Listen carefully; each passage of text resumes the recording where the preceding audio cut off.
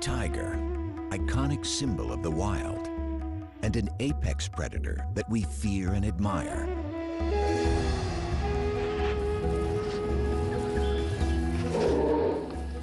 In our imaginations, they roam the jungle.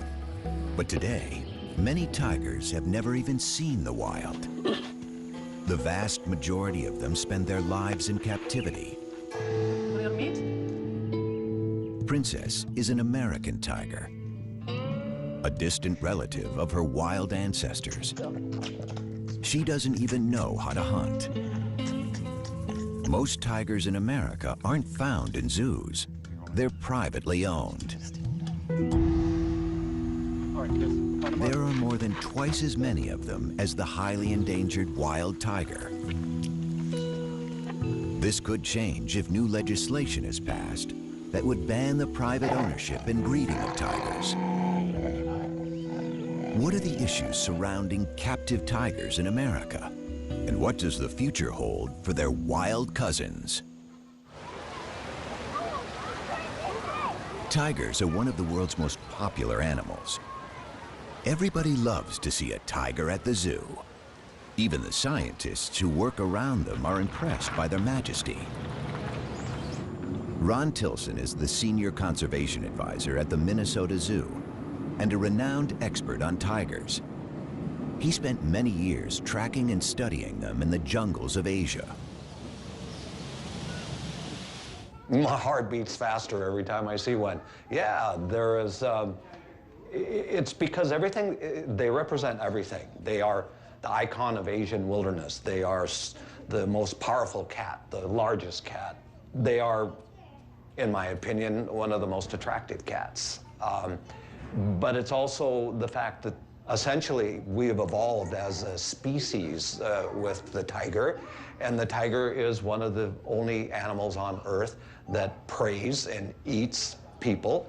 And when a tiger looks at a human being, I think the tiger sees us for exactly what we are. We are nothing more than a piece of meat.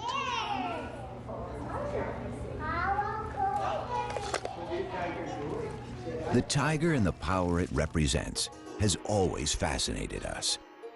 At the beginning of the 20th century, there were 100,000 tigers in the forests of Asia.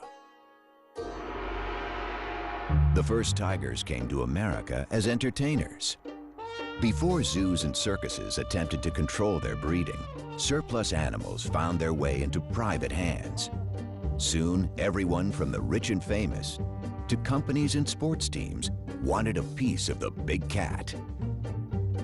For some Americans, like the character of Tony Montana in the movie Scarface, owning a tiger became a symbol of success.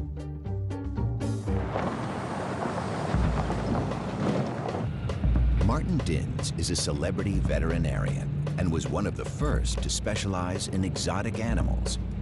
His talent and reputation led him to work for A-list stars like Michael Jackson and the magicians Siegfried and Roy. He witnessed firsthand the rise of the tiger population in America. The tiger pet phenomenon became a trend, I would say, in the early 60s. We could be driving in Beverly Hills and see a person driving a convertible with a tiger sitting up in the back seat. Or people owning a Jaguar, a big Jaguar, driving around in their Jaguar with it. There were no import restrictions. There were no restrictions on the sale out of a pet shop of these kind of animals. You know, a little tiger cub is nice and cute, so people thought it would be fashionable. It was unique. They could show it off, and it was trendy then. The pet tiger phenomenon may have existed briefly in other parts of the world, but it never had the dimensions it's taken on in America. In the 1970s, actress Tippi Hedren, the star of Alfred Hitchcock's The Birds, embarked on an unusual film project. She starred in the movie Roar, where actors and crew members rubbed shoulders with dozens of lions and tigers. I can't believe we did all that we were foolish enough to do it. So many of us were hurt. you know, that it was, insanity. It was truly insane here. Tippi Hedren radically changed. She converted the Roar movie set into the Shambhala Preserve, a sanctuary for abused and neglected big cats. Her strong stance against private ownership has drawn attention to the issues facing captive and wild big cats. In the wild, tigers are threatened by habitat destruction and human encroachment. They've been hunted and poached for their skins. Most of all, they suffered from the illegal trade of their parts for use in traditional medicine. 97% of the species have been wiped out over the last 100 years. And with only 3,200 wild tigers left, they are facing a total crisis. Well, just about everything has been tried, and just about everything has failed.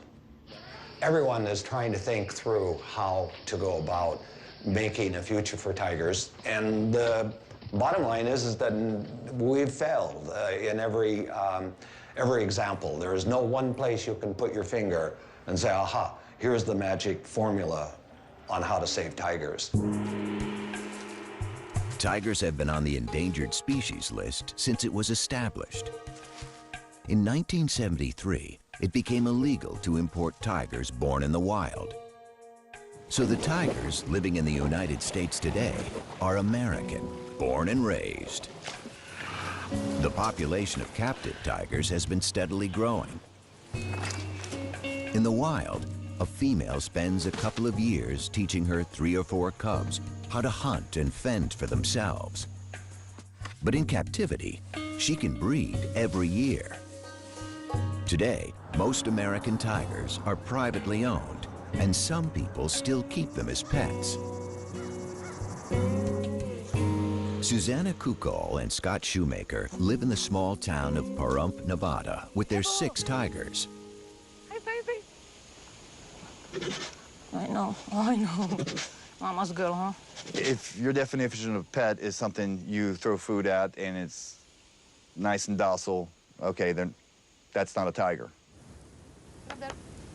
That's my girl. That's my girl. Oh, that's my girl. In the cage, it's just fun. Outside, that's when it's like, okay, we are going for the walk, we are gonna go for the training. So outside is like you are in school. In the cage, it's, okay, it's their place, it's their home. Oh, somebody's being cute. So basically, that's the golden rule.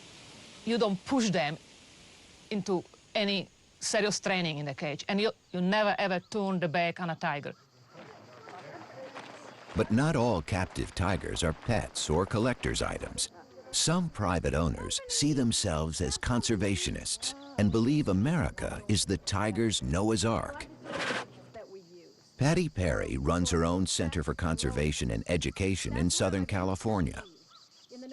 She is also the vice president of the Feline Conservation Federation, the largest organization promoting private ownership and breeding of captive exotic cats in the United States. It's far from perfect, but in our world today, we have to have captive breeders, private captive breeders. We have to have private educators, because the zoos can't do it all. You don't get that kind of contact and that kind of one-on-one at a zoo. They have been poached, they have been hunted for their pelts and for their internal organs, and we have very, very low populations.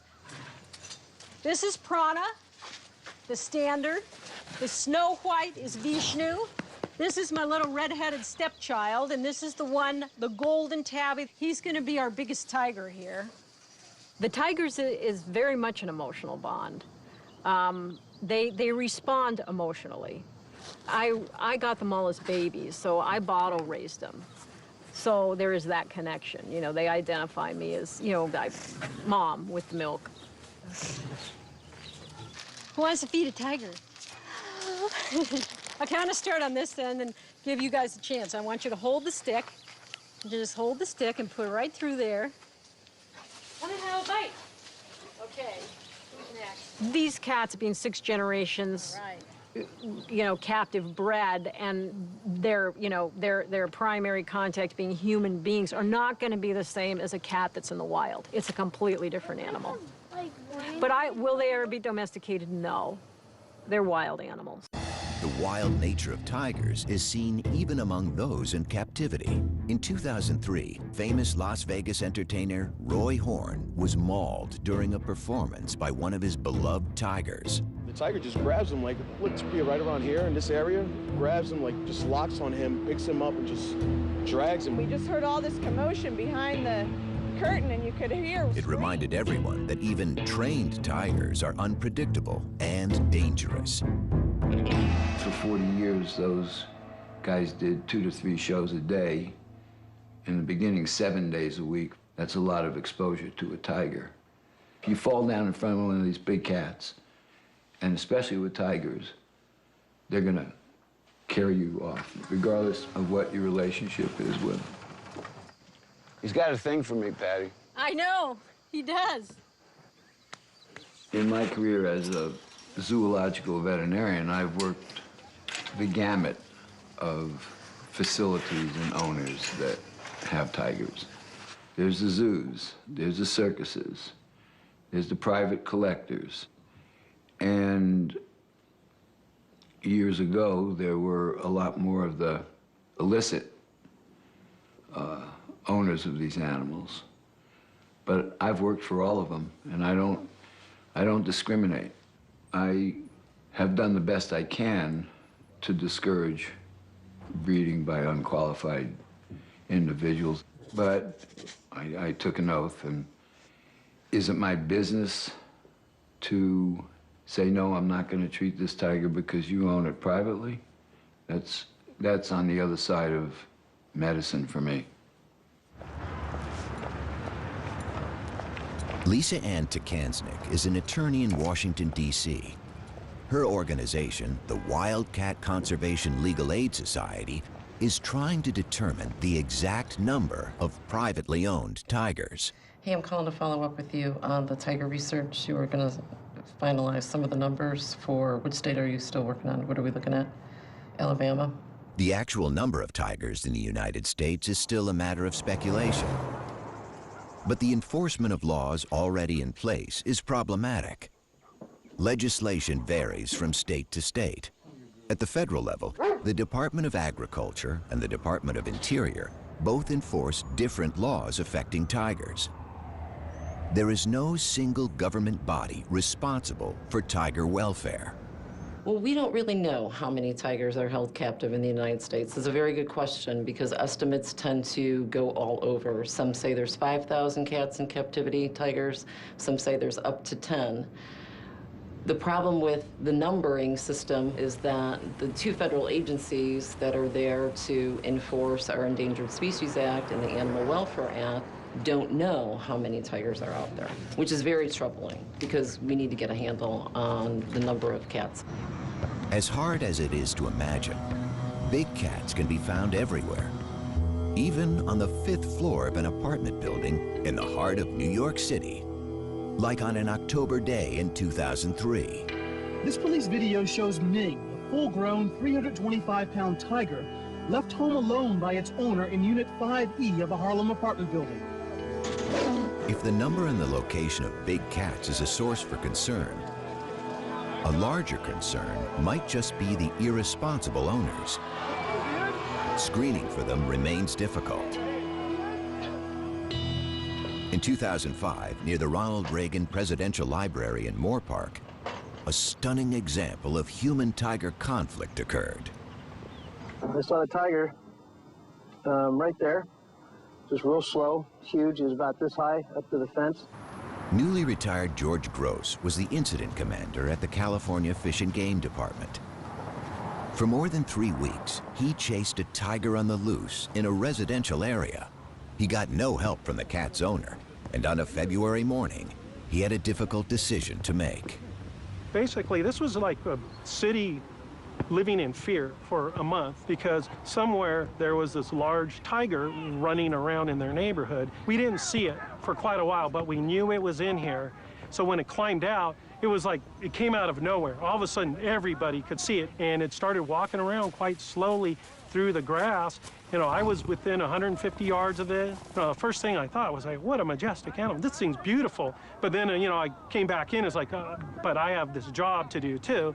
So it started walking towards me, and then it started going up a trail. I sat there and said, I can't have it up here on the soccer field, baseball field, and our opportunity to take a shot really diminishes. So that's when I gave the order for people with rifles to, if they had a clean shot, to take the shot. The male tiger, weighing as much as 600 pounds, was taken from the hills near the Ronald Reagan Presidential Library by wildlife officials who say they had no choice but to kill it.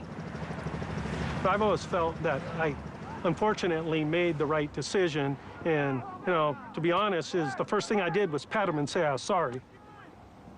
Because I knew I didn't want to kill him. George Gross was not the last law enforcement agent faced with such a decision. There was an even more dramatic incident on October 18, 2011, when there was a massive release of wild animals in Zanesville, Ohio. The owner of a private zoo threw open the gates of his facility before committing suicide. This time, it wasn't one tiger, but 18 on the loose. They were all killed by the authorities along with lions, bears, and monkeys. It probably will come to another tragedy before certain laws are either enforced like they should be, or new laws are going to have to be implemented. To have multiple situations happen because we're not moving on these issues is very tragic, and it's very sad, not only for the individuals, but the cats that are involved, because most of the time those cats are shot on site. I'd rather see us be in a proactive mode versus a reactive mode. Is it time to ban the private ownership of tigers and other exotic animals?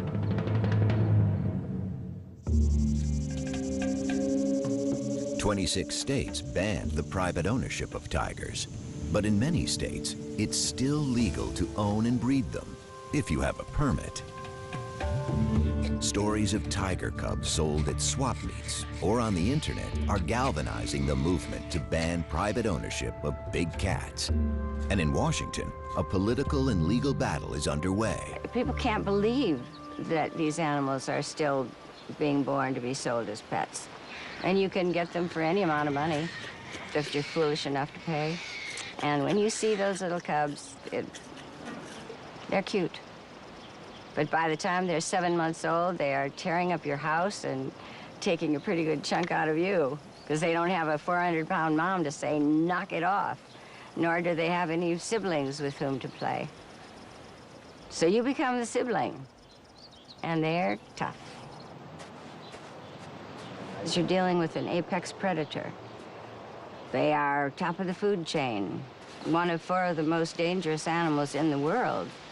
And yet our government says that's okay, and they will even give a permit to have these apex killers in somebody's backyard.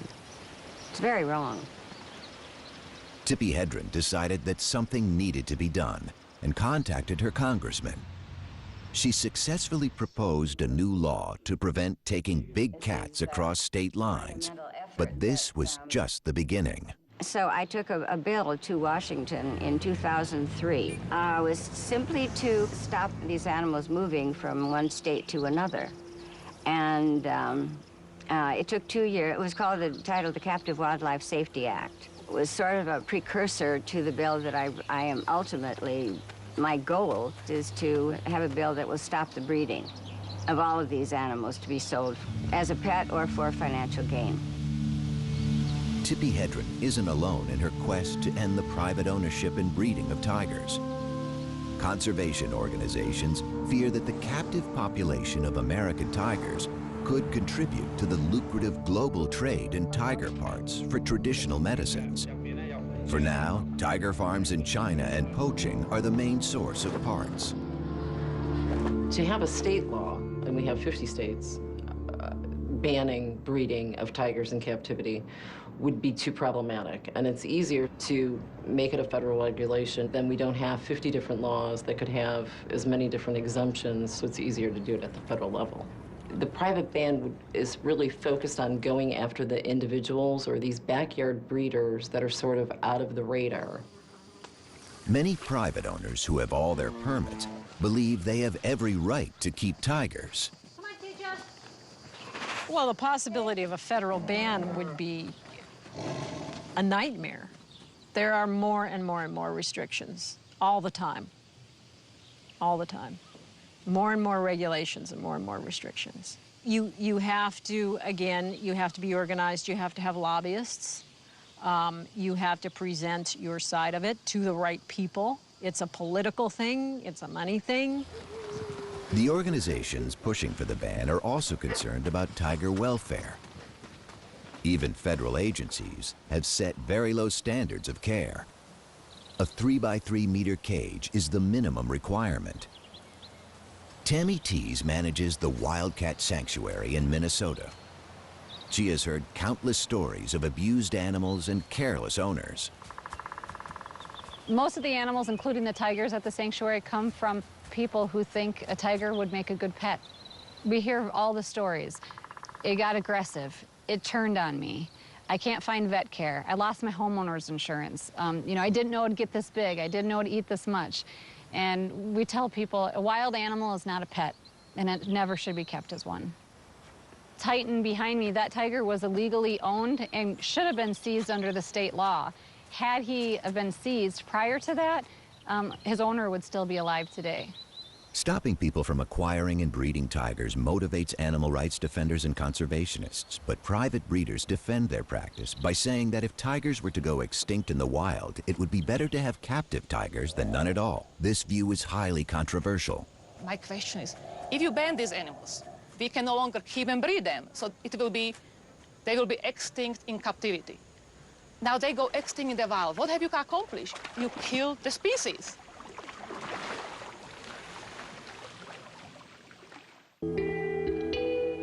A ban on breeding or keeping tigers has broad implications. While the United States looks to control unregulated breeding of tigers by private owners, across the world, extraordinary efforts are being made to save tigers in the wild. For Ron Tilson, zoo tigers represent a backup for the wild population. He has been the coordinator of the Tiger Species Survival Plan, designed to maintain healthy and genetically diverse tigers. In the zoo world, we try and have what we call a hands-off management. That means let's not touch tigers, let's not play with tigers, let's consider them really quite dangerous. For the longest time, I refused to even call a tiger by a name. I'm not particularly fond of house names. To me, they're numbers. They're a stud book number, and I see a tiger more as a collection of genes. And what I'm concerned about is the future, way down the line, that these animals still maintain their tigerness. Scientists have divided tigers into 9 subspecies. 3 of them have already gone extinct: the Bali tiger in the 1940s, the Caspian tiger in the 1970s, and the Javan tiger in the 1980s.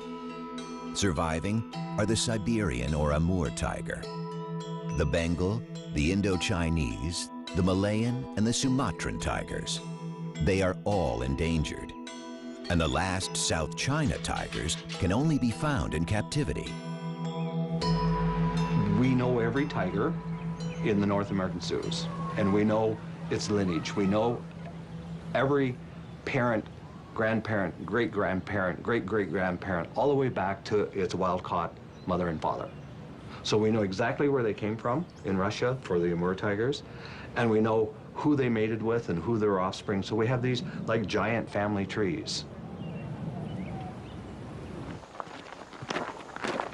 Unlike most zoos, most private owners don't know the lineage of their tigers because no one has kept track of their pedigrees. Yeah, there you go, Elvis. Tigers from different subspecies resemble each other, and most breeders aren't interested in keeping subspecies pure. As for subspecies, I don't believe in them. I don't care. And some of them might have more Bengal blood in them because some of them don't actually grow the big, thick fur in winter. Some of them do, so I know they have a lot of Siberian blood with them. The white tiger is the best example of breeding for looks. Loved for its striking appearance, it's not a subspecies, but a color morph, the result of a recessive gene that causes 1 in every 10,000 tigers to be born white. White tigers are almost non-existent in the wild, but they are often bred in captivity. This has made them highly inbred and more susceptible to health problems. And that's not the only consequence of private ownership. People notice that many tigers in captivity might be bigger than in a wild, because in a wild you need to stay athletic to catch prey. In captivity, they get their food served basically on a silver platter. And one of the reasons many tigers in captivity are huge, they are simply fat, they are obese, not good for their liver. A lot of the stuff American tigers are fed, it's basically stuff we eat, it's from supermarket. Some of the meat might have some hormones in them. The other theory is some breeders might selectively breed for bigger size because it looks impressive on display. Huge tiger, it looks more impressive than small tiger. Might be simply because they just don't exercise as much as the ones in the wild, because any cat, even in the wild, if they don't have to move, they don't move, they sleep. The scientific community has labeled these tigers as generic. They look like tigers, but are they really?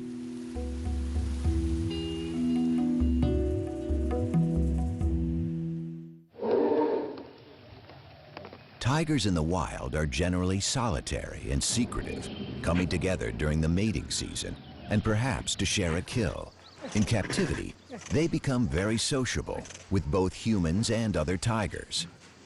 They haven't been taught how to hunt and could starve if left on their own. Has the very essence of tigerness been bred out of them?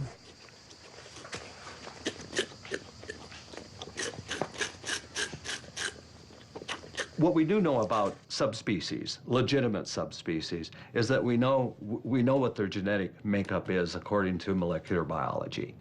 Okay, it can be defined. And that is why the private ownership tigers, they will never contribute to the conservation of wild tigers, simply because, not because they're not a tiger, because in a sense they are a Panthera tigris. That's the Latin name for what a tiger is.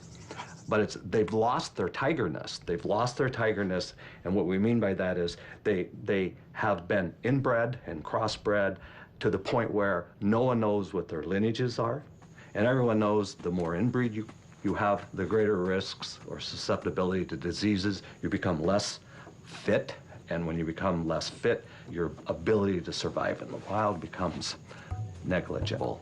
The American tiger is really a junk tiger. It is nothing more than an illusion of a tiger. In 2005, Ron Tilson and Tammy Tees worked together to stop the breeding of tigers in Minnesota. They're concerned about the conditions in which private tigers are kept. So Sabrina is supposed to be a Sumatran Bengal mix, and she's our worst abuse case we've seen. She charged the fence nonstop. Mm-hmm.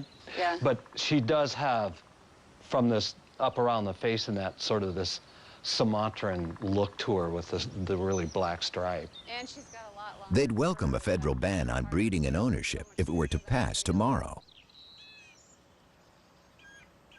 I wouldn't want to see these animals abused. You can't do that. That I would lose sleep over. But I would certainly like to see them all neutered, and I would like to see them well taken care of until they die. Would that bother me? No, that would put me to sleep really well. We'll just simply lose a large number of worthless tigers that consume resources that should be spent on wild tigers, and that actually corrupt the message that we're doing something wonderful for tigers, when in fact we're not doing anything for tigers. Why are we spending all of this time and energy and money in trying to protect the right to own this or even allowing it to happen and putting people at risk. And I keep coming back to these same issues. I don't get it. I don't get why it isn't stopped. Conservationists have been reluctant to study or give any attention to American tigers. However, with the crisis in the wild, some of the scientific community are taking a closer look at these generic tigers. Stephen O'Brien is former chief of the Laboratory of Genomic Diversity at the National Cancer Institute. He's an authority on big cat genetics and evolutionary biology. But his work has sparked controversy in the conservation world. Is there a value in the admixture in tigers? That is, tigers that have an ancestry that includes interbreeding between different subspecies. Of course there's a value in it. It's still a tiger. Most of the tigers in captivity are considered by my friends and colleagues to be junk because they're hybrids between different subspecies. And many of them are, but I wasn't sure how many. Stephen O'Brien's team has recently designed a method to determine the genetic makeup of big cats. So we used this DNA fingerprint technology that was developed to identify the difference between subspecies of tigers. And I said, if you take one of these tigers that we don't know, is it really a hybrid? Well, what we found was that many of them are indeed pure subspecies. They were either Bengal, or they were Amur, or they were Sumatran, or one of the living subspecies. I think the captive population should not be discounted. Good. Nice. The reassessment of these generic tigers has led to another exciting discovery. Not only are some of them purebred subspecies, they also have a rich genetic diversity, as rich as in the wild population. Since their ancestors were taken from the wild when tigers were thriving, some captive tigers have retained many characteristics, perhaps now lost in wild tigers.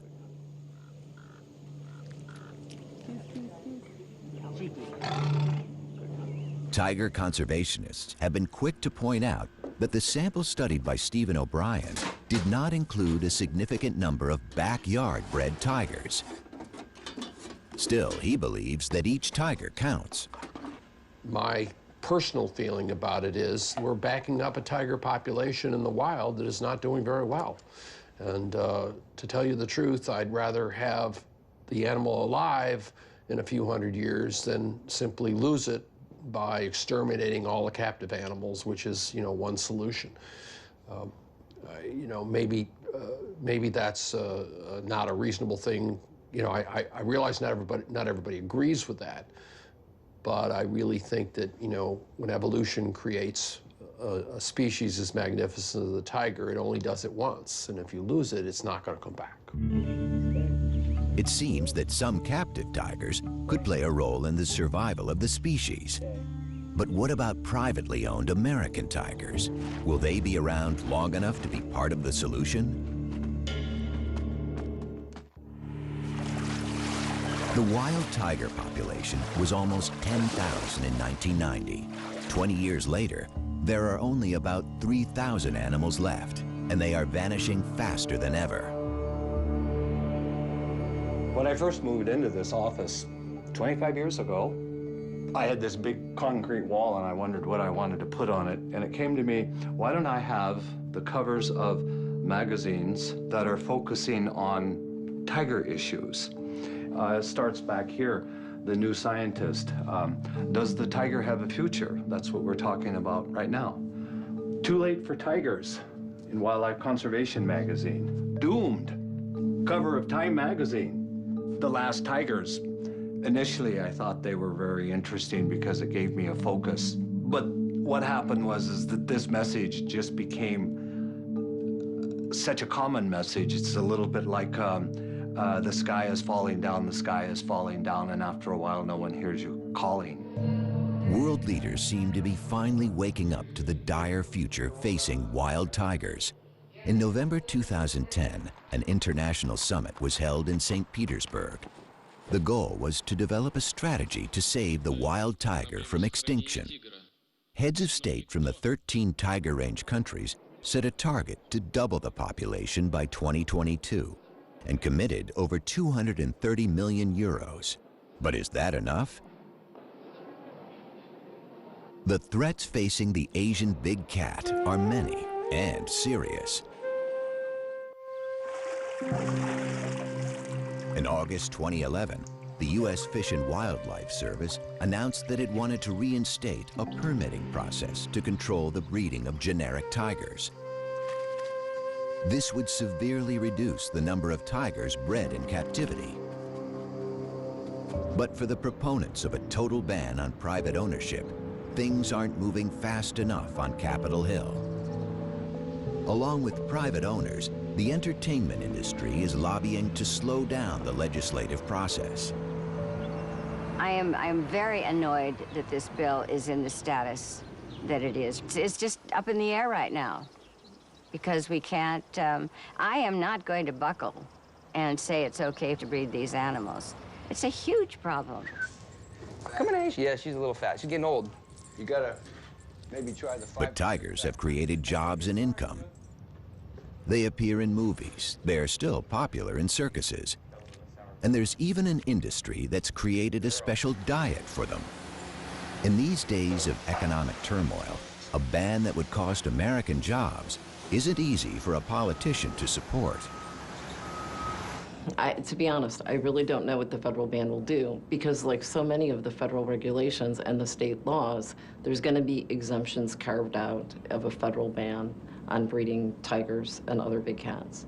So the circus industry could be exempt, entertainment could be exempt. It'll be a very long process because there's a lot of money involved. From the professional's standpoint, it's a sensitive issue because they're being regulated out of the business. And well, from the owner's standpoint, it's a sensitive issue because they're attached to the animal. And they're emotional about it. Only recently, American tigers have come under scientific and legal scrutiny, and their fate raises many questions. But if the wild population is to double, animals bred in captivity will be required for the complex process of reintroduction.